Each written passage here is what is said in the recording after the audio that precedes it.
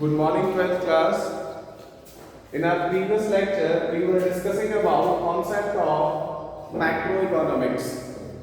तो हम लोगों ने जो कल पढ़ा था, we have studied about the four sectors of the economy, and these sectors were number one, household sector,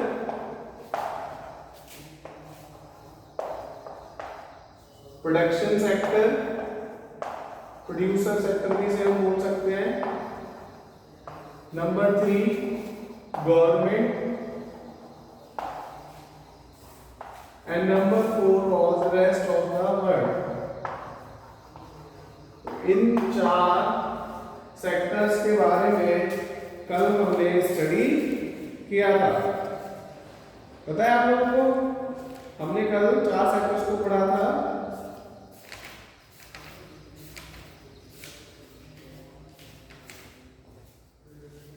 आज हम बात करेंगे तो हाउस होल्ड क्या होता है। हाउस होल्ड बेसिकली मैंने आपको बताया था मैक्रो इकोनॉमिक्स हम स्टडी कर रहे हैं, तो हाउस होल्ड जो हम बात कर रहे हैं, we are not talking about any individual, we are talking the economy as the whole. हम सारी इकोनॉमी को एक साथ लेके चल रहे हैं। तो नंबर ऑफ फैमिलीज अवेलेबल, पूरी इकोनॉमी में जितने भी लोग हैं, they all are called household. सभी घरों को मिलाकर, सभी परिवारों को मिलाकर, all the people who are consuming the items और द गुड्स और द सर्विसेज, उन सबको हम क्या कहते हैं, हाउस होल्ड कहते हैं। दूसरा प्रोड्यूसर सेक्टर है, प्रोडक्शन सेक्टर होता है, जिसमें जितनी सारी फैक्ट्रीज हैं जो भी सर्विसेज प्रोवाइड कराती है, या कोई प्रोडक्शन कर रही है, कोई प्रोडक्ट कोई प्रोड्यूस कर रही है, वो सारा हमारा प्रोडक्शन सेक्टर होता है। तीसरा गवर्नमेंट होता है। गवर्नमेंट क्या होता है, basically they create a balance among the different sector of the society और द इकोनॉमी। वो सारी इकोनॉमी के बीच क्या करती है, बैलेंस क्रिएट करती है, रूल्स रेगुलेशन नॉर्म्स बनाती है। और तीसरा होता है rest of the world. Rest of the world क्या होता है कि बेसिकली जो इकोनॉमी है उसमें क्या होता है कि इन तीन चीजों के अलावा भी कुछ चीजें होती हैं। बेसिकली वी इंपोर्ट और export something from the rest part of the world. बाकी दूसरे देशों से, बाकी दूसरी इकोनॉमी से भी हमारा क्या होता है, एक ट्रांजैक्शन होता है गुड्स और सर्विसेज का, जिसे हम इंपोर्ट और एक्सपोर्ट की फॉर्म में करते हैं। ठीक है, तो ये हमारे चार सेक्टर हो गए। इसके बाद आज हम बात करेंगे फ्लो। फ्लो होता क्या है? Flow is basically known as a transaction. Transaction समझते हैं आप, आदान प्रदान, that is called flow. This is one of the important thing. तो फ्लो होता क्या है, आपको पता है फ्लो होता क्या है? Flow is basically known as the transaction. चीजें कैसे चेंज होती है, कैसे बदलती है, दैट इज कॉल्ड फ्लो। अगर फ्लो की हम डेफिनेशन अगर पर्टिकुलरली देखें तो flow is a quantity measured over a specific period of time. या किसी भी वेरिएबल की एक पर्टिकुलर वैल्यू होती है, the value of a variable during a particular period of time. किसी पर्टिकुलर समय पर किसी भी वेरिएबल की जो वैल्यू होती है, दैट इज कॉल्ड फ्लो। अब इसमें जो नेक्स्ट है वो होता है हमारा इंटरसेक्टरल फ्लोज।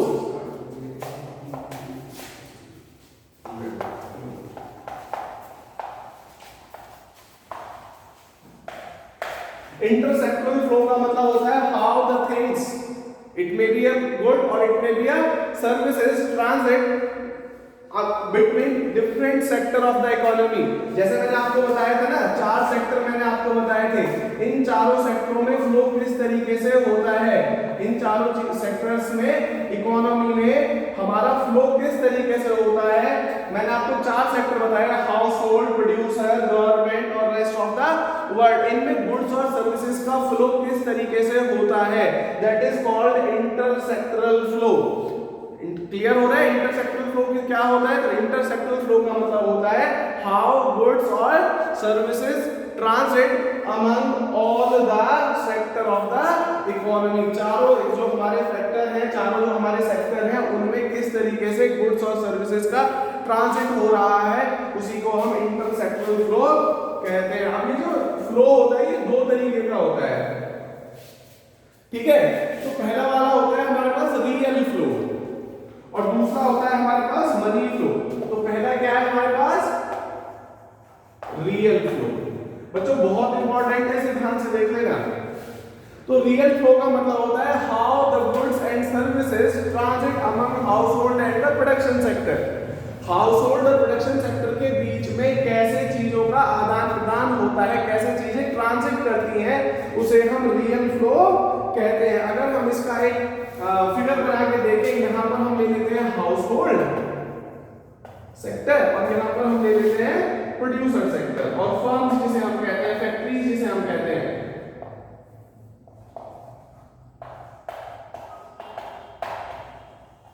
अब जनरली होता क्या है, देखो दो तरीके के मैंने आपको बताया था। तो होता क्या है कि जो प्रोड्यूसर है वो क्या करेगा, प्रोड्यूसर करेगा सेल आउट करेगा, क्या करेगा, sell good and services, goods and services to the house hold.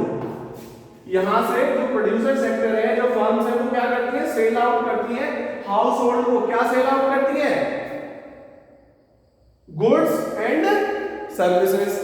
अब यहां से हमारे पास ये चीज आ गई। अब हाउस होल्ड क्या सेल आउट करता है, क्या प्रोवाइड करता है प्रोडक्शन सेक्टर को, यानी प्रोड्यूसर्स को क्या प्रोवाइड करते हैं, हम प्रोवाइड करते हैं लैंड, जमीन। कहां से मिलती है, वो हाउस होल्ड से मिलती है। समझ में आ रहा है, लेबर कहां से आएगी, हाउस होल्ड से आएगी। तो ये वाला जो हमारे पास, यानी जो वैल्यू हमारे पास आ रही है, दिस इज कॉल्ड बेसिकली, इसे हम क्या कहते हैं, इसको हम कहते हैं goods produce and sold by the firms. जो गुड्स एंड सर्विसेज जो हमने प्रोवाइड कराए हाउस होल्ड को। और हाउस होल्ड क्या प्रोवाइड कराएगा, मैंने आपको बताया लैंड प्रोवाइड कराएगा, लेबर प्रोवाइड कराएगा, और क्या प्रोवाइड कराएगा, ये कैपिटल।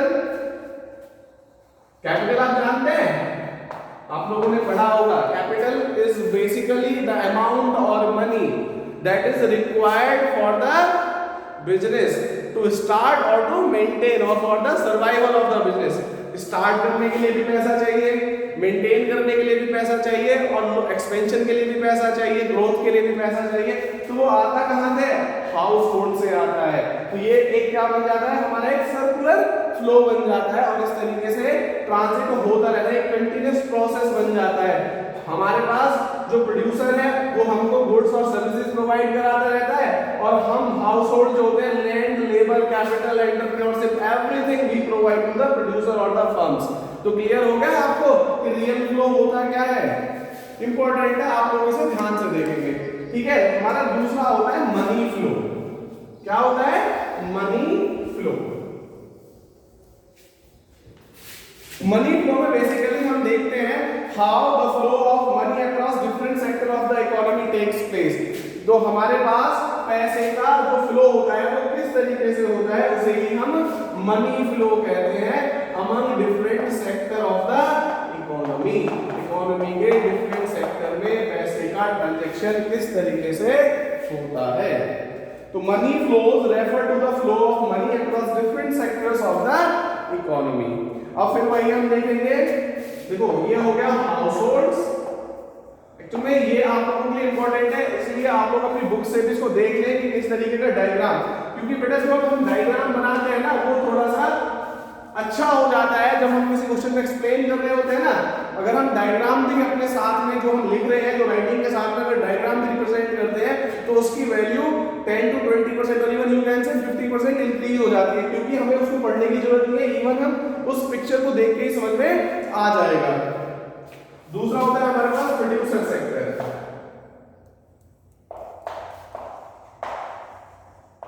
देखो यहां पर मनी का जो फ्लो होता है वो कैसे होता है, जो हाउस होल्ड करते हैं वो क्या करते हैं, एक्सपेंडिचर, हम खर्चा करते हैं ना, हम कुछ भी सामान खरीदते हैं तो that we have to spend money, और वो पैसा किसके पास जाएगा, प्रोड्यूसर सेक्टर के पास। आप सुबह से शाम तक जितनी भी चीजें यूज करते हैं that is not made by yourself. आप लोग थोड़ी ना बनाते हैं, आप कपड़े पहनते हैं, जूते पहनते हैं, बुक्स खरीदते हैं, कुछ भी काम आप लोग करते हैं, you have to spend money on that, उस पर आपको पैसा खर्च करना होता है, और ये पैसा कहां जाता है, प्रोड्यूसर सेक्टर के पास जाता है। तो आधा फ्लो तो हमारे समझ में आ गया होगा कि ये तो हम करते हैं in the form of expenditure. क्या होता है, एक्सपेंडिचर, जो आप खर्चा करते हैं अपनी जरूरतों को पूरा करने के लिए। Expenditure is basically the amount you spend on different thing to fulfil your desires, your needs, your wants of your daily needs. अपनी रोजाना की जरूरतों को पूरा करने के लिए जो आप पैसा खर्च करते हैं उसे हम एक्सपेंडिचर कहते हैं। अब जो प्रोड्यूसर है ये आपको किस तरीके से पैसा किस तरीके से फ्लो करेगा, देखो जब हाउस होल्ड वाले लोग प्रोवाइड कराते हैं लेबर, तो लेबर को क्या मिलता है, वेज मिलता है, सैलरी मिलती है, रेंट मिलता है, तो in the form of wages, salary, commission और यू में से रेंट।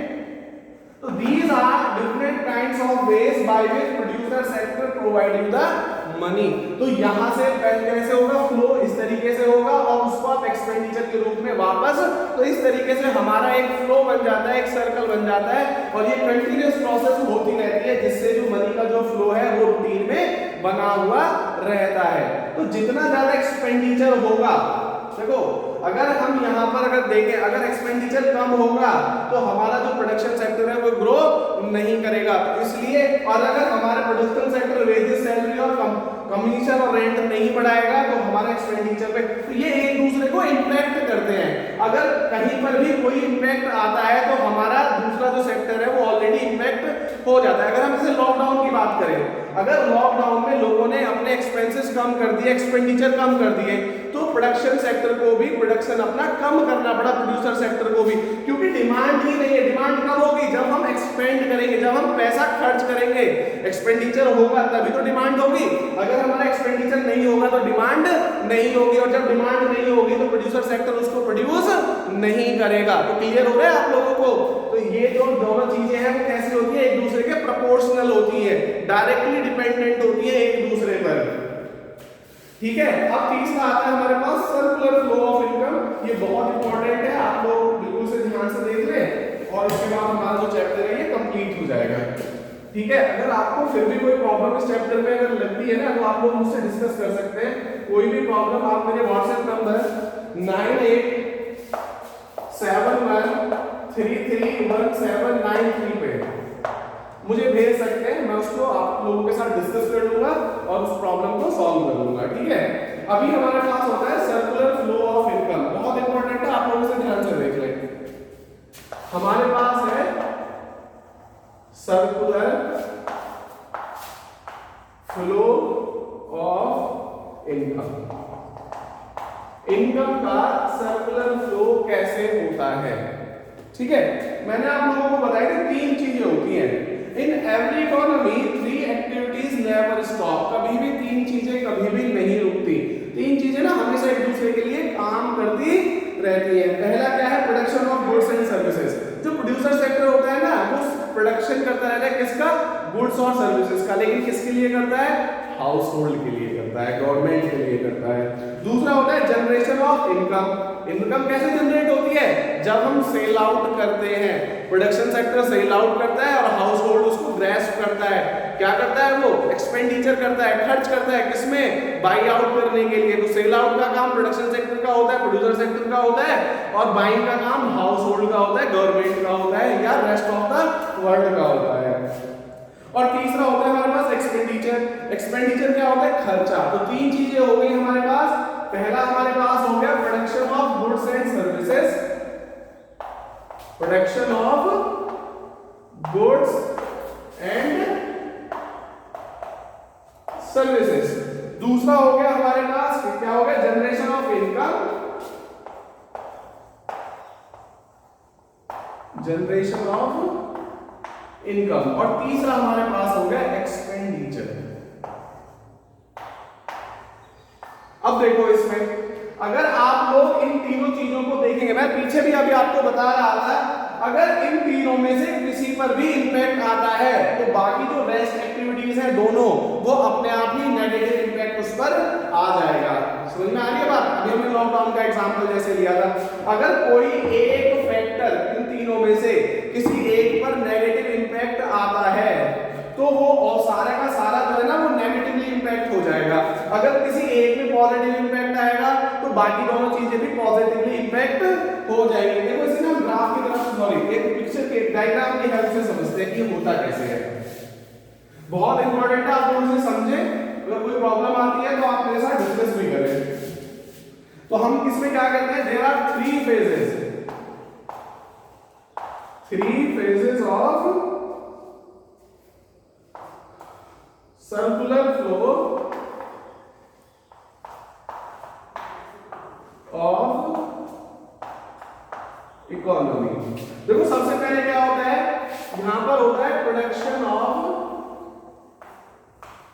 Goods and services.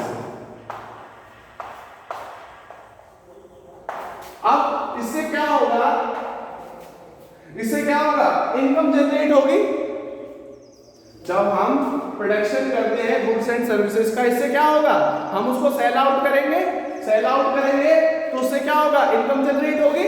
समझ में आ रहा है आप लोगों को? तो यहां से क्या होगा, जनरेशन ऑफ इनकम होगा।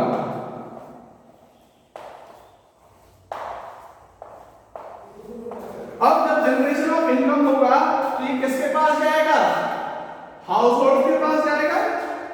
तो हाउस होल्ड क्या करेगा, उसको एक्सपेंडिचर करेगा, खर्च करेगा, स्पेंड करेगा अपनी नीड्स एंड वांट्स को फुलफिल करने के लिए। तो यहां पर क्या होगा, एक्सपेंडिचर होगा ऑफ इनकम। और ये एक्सपेंडिचर ऑफ इनकम किस पर होगा, production of goods and services पर। समझ में आ रहा है ये तीनों चीजें कैसे एक दूसरे से जुड़ी हुई है। प्रोडक्शन सेक्टर गुड्स और सर्विसेज को क्रिएट करता है, बनाता है, वहां से इनकम जनरेट होती है। वो इनकम किसके पास जाती है, हाउस होल्ड के पास जाती है।